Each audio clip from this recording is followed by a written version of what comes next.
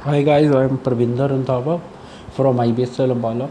आज जो हम लोग टिप्स करने जा रहे हैं वो येस नो नॉट गिवन के हैं, जिसमें मैंने क्वेश्चन नंबर 34 से 39 सेलेक्ट किया। ये रीडिंग पैसेज नंबर 3 से लिए गए हैं और एक पास्ट पेपर का ही पार्ट है ये भी।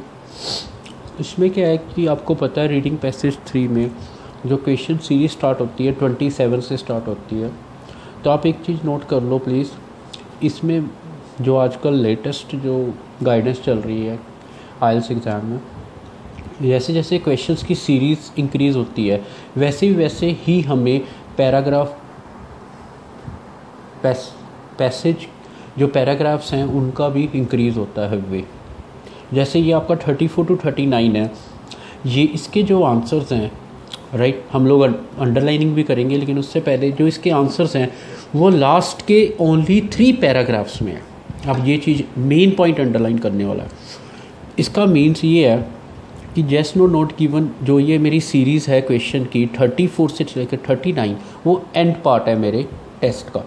इसके जो आंसर्स हैं जहाँ से मैंने सर्च करने हैं वो भी मेरा एंड पार्ट, जो लास्ट के 3-4 पैराग्राफ्स हैं और उस पैसेज के, उसका एंड पार्ट है राइट। तो इसमें जो मैं अंडरलाइनिंग्स करता हूँ, जैसे 34 है, मैंने फाइंडिंग्स को अंडरलाइन किया, कॉन्ट्राडिक्शन वर्ड आ गया उसको अंडरलाइन किया, प्रीवियस बिलीव्स को अंडरलाइन कर लिया, यहाँ एक इन्वर्टेड कॉमा में वर्ड है फ्रैक्टल्स, उसको अंडरलाइन किया। फिर मैंने 35 में क्या किया, इसका मीनिंग ये है कि जो उसकी फाइंडिंग है उसने कॉन्ट्राडिक्ट किया प्रीवियस जो भी बिलीव्स थी on the function of fractals in art. 35 में क्या है, सर्टन आइडियाज़ को मैंने कर लिया, एक लिंक बन रहा है, लिंक और बिटवीन को अंडरलाइन कर लिया, mirror neurons and art appreciation. Between के बाद अब 2 right, we have to write between for 2 things. पहली मेरी ये थिंग है, सेकंड मेरी ये थिंग है। इसके अंदर एक बात है, कोई भी मतलब कि स्टेटमेंट है जो बिटवीन की, उसका रिलेशन एंड से चलता है राइट। फर्स्ट जो उसका पार्ट है वो फर्स्ट बन गया मेरा, सेकंड मेरा art appreciation. Require further verification, इसको मैंने अंडरलाइन कर दिया राइट। 36 में क्या है, पीपल्स टेस्ट इन पेंटिंग्स, यहाँ इसने वर्ड डिपेंड्स यूज़ किया है राइट। डिपेंड्स की जो ग्रामर है वो पीपल टेस्ट के ऊपर डिपेंडेंट है, इसका मतलब ये मेरा नाउन पार्ट है, वैसे भी पीपल्स लिखा हुआ है। एंटायरली मीन्स 100% हो गया। On the current time period आ गया, उसको मैंने अंडरलाइन कर लिया क्योंकि ये मेरा क्या है, टाइम पीरियड है। आगे उन्होंने जाके ट्रेंड्स ऑफ द पीरियड लिख ही दिया। साइंटिस्ट शुड सीक, एडवाइस आ गई, मोडाल यूज़ हो गया तो मैंने इसको अंडरलाइन कर लिया। सीक टू डिफाइन, जैसे आपको पता है कि जो इंग्लिश है उसके काफ़ी वर्ड्स जो हैं वो दूसरी लैंग्वेजेस से अडॉप्ट करते हैं। तो यहाँ जैसे सीख लिखा, सीख का मतलब हम लोग हिंदी में लर्न कहते हैं, यहाँ सीख का मतलब कुछ प्राप्त करना, लर्न का मतलब जो सीखना का मतलब भी प्राप्त करना होता है। तो एक तरह से मैं कह सकता हूँ कि इसका हिंदी के साथ काफ़ी मतलब रिलेशन बन जाता है वर्ड का, हिंदी लैंग्वेज के कारण। अगर आपको ये रिलेशन बनाना आता है, जैसे आप रूडीमेंट्री वर्ड यूज़ करते हो इंग्लिश में, इसी तरह हिंदी में एक वर्ड है रूढ़िवादी राइट। की वर्ड्स ऐसे जो मैच करते हैं क्योंकि रूट्स तो वही हैं लैंग्वेजेस की बेसिकली राइट। तो अगर आपको ये रिलेशन बनाना आता है, आपके लिए अंडरस्टैंड करना लैंग्वेज को ईजी हो जाता है राइट। इसलिए हम लोग रूट्स को भी पकड़ते हैं, जब भी हम लोग अपने वर्ड्स को मीनिंग निकालना हो हम रूट्स को पकड़ते हैं। तो यहाँ पे मैं 37 में बैक आ गया। साइंटिस्ट शुड एडवाइस होगी seek to define the rules, underline कर लिया, which govern people reaction right, उनको अंडरस्टैंड करना है। 38 में मैं आ गया, आर्ट एप्रिसिएशन शुड, फिर एडवाइस आ गई, always involve taking into consideration the cultural contest in which an artist work, कि आर्टिस्ट जिस वर्क कल्चर में वर्क कर रहा है उसके ऊपर उसको ध्यान देना।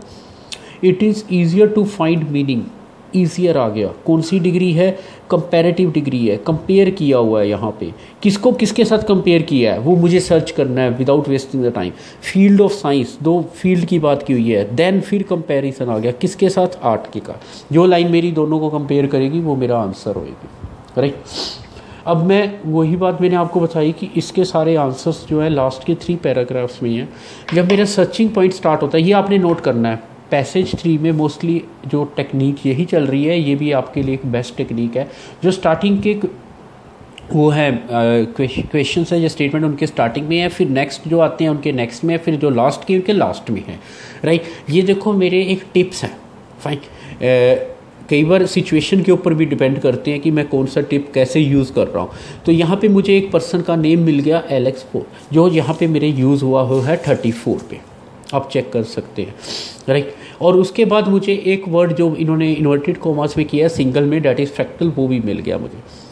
तो इसने कहा too work and too little and work is boring but too much results in a kind perpetual according to force what's more appealing places both abstract representational show sign of fractal repeated motives recurring in different scales, जिसका इन्होंने meaning बताया। Motive का meaning theme होता है, right. ये भी एक मतलब इंग्लिश की वो रूट है।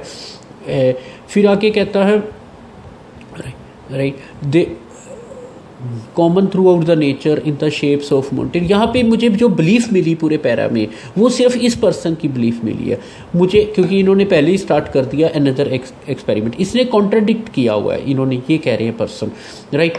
तो अनदर एक्सपेरिमेंट है, इसने एनालाइज किया different pieces of art and result suggest that many artist use a key level detail to displease the brain, right. तो टू लिटल मतलब कि उन्होंने artist use a key level of ये जो brain है, फाइन। तो ये चीज़ उसने कंप्लीट की हुई है।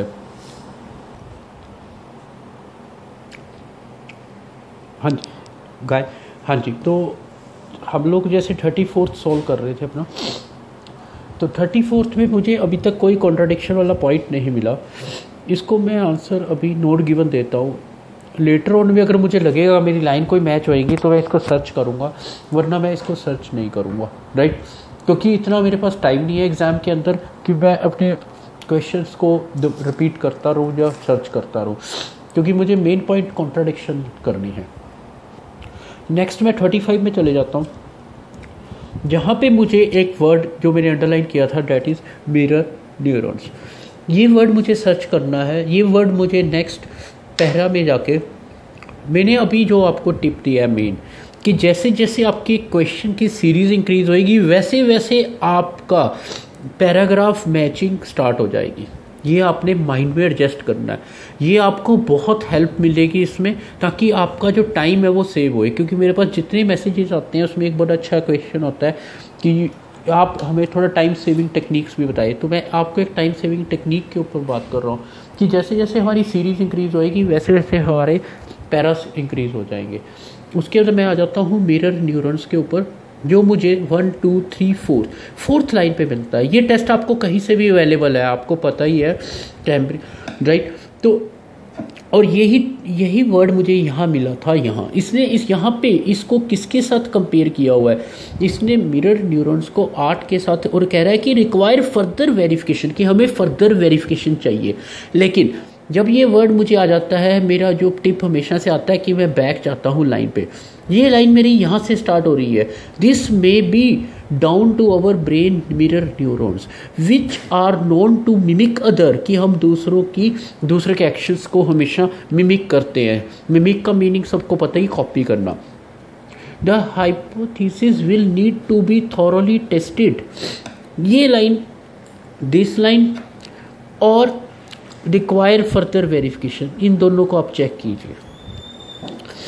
ही is saying certain ideas, he is saying hypothesis will need to be, right, he is saying require further verification। पूरा मैच हो रहा है, राइट। इसका मतलब मेरा आंसर यहीं पे है, मुझे इसी लाइन से अपने आंसर को ट्रेस करना है। However, it might even be the case that we could use neuroaesthetic studies to understand the longevity of some pieces of artwork, right। Art appreciation, वही पीस लॉन्ग में जाएगा जिसके ऊपर लोग मतलब कि प्रेज करेंगे। तो ये आपका वर्ड आ गया। और इसने आगे कहा ही है कि it might even be the case, कि उस केस में भी हमें उसको आगे कैरी ऑन करना है जिसमें आर्ट का वर्क होता है। तो we can say some pieces of art work, right. तो ये पूरी लाइन मेरी एक दूसरे के साथ टच कर रही है। तो ये मेरा आंसर जो है डैट इज यस।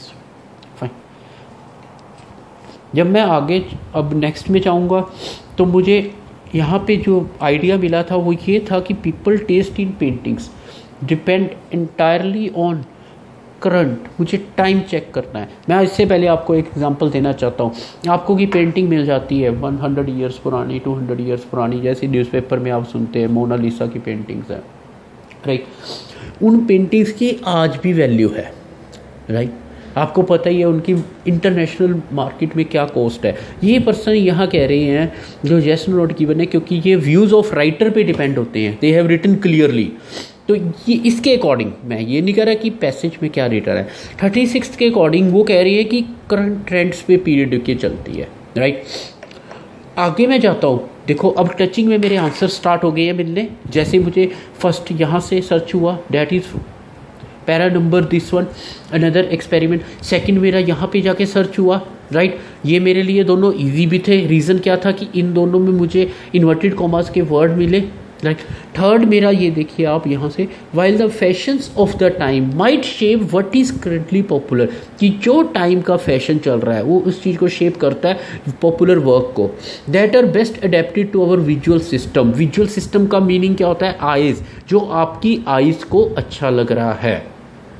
हो सकता है कि आप टाइम के अकॉर्डिंग, मतलब कि करंट टाइम के अकॉर्डिंग मांगे।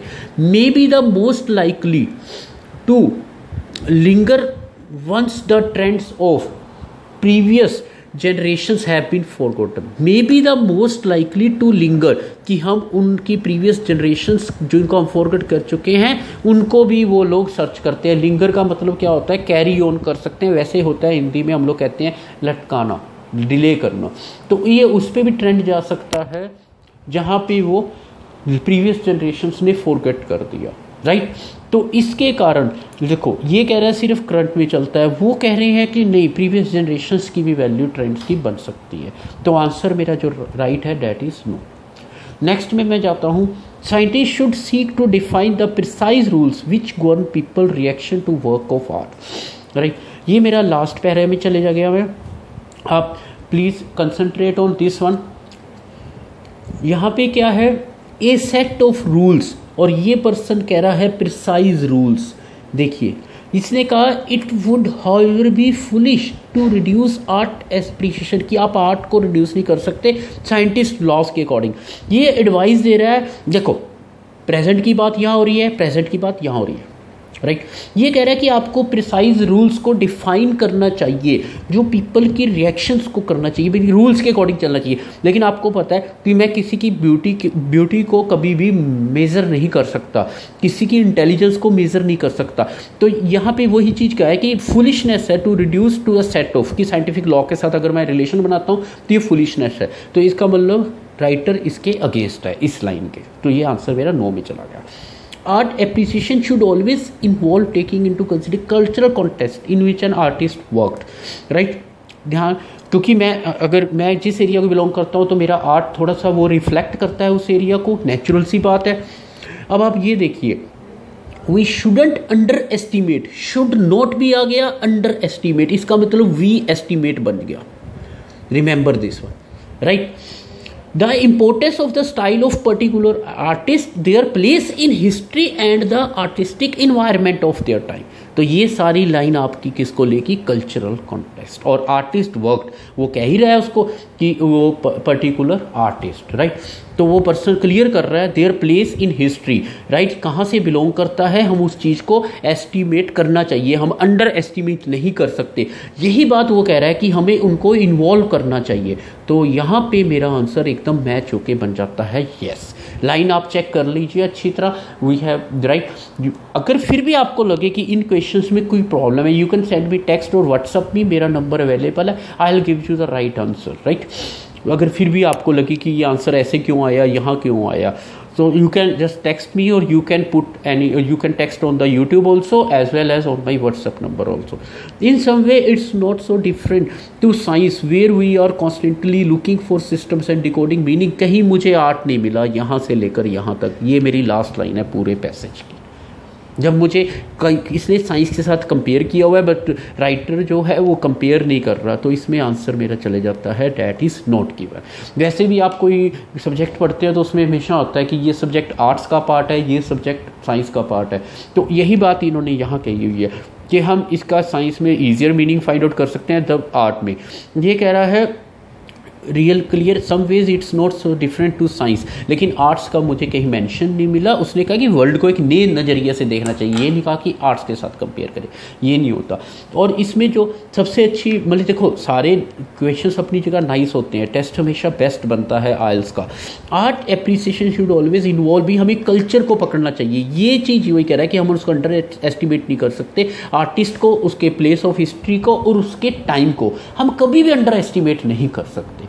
This is all about yes no not given when true false और येस नो नॉट गिवन के 2 वीडियोस बनाए हैं जो जल्दी ही अपलोड हो जाएंगे। एंड अबव ऑल मैं आपको हमेशा कहता हूँ कि सब्सक्राइब भी so that you can get the notifications in right. जैसे जैसे वीडियो अपलोड होते हैं आपको नोटिफिकेशंस मिलते रहेंगे, हमें भी खुशी होती है कि we are doing a right job right. And thanks for watching this video.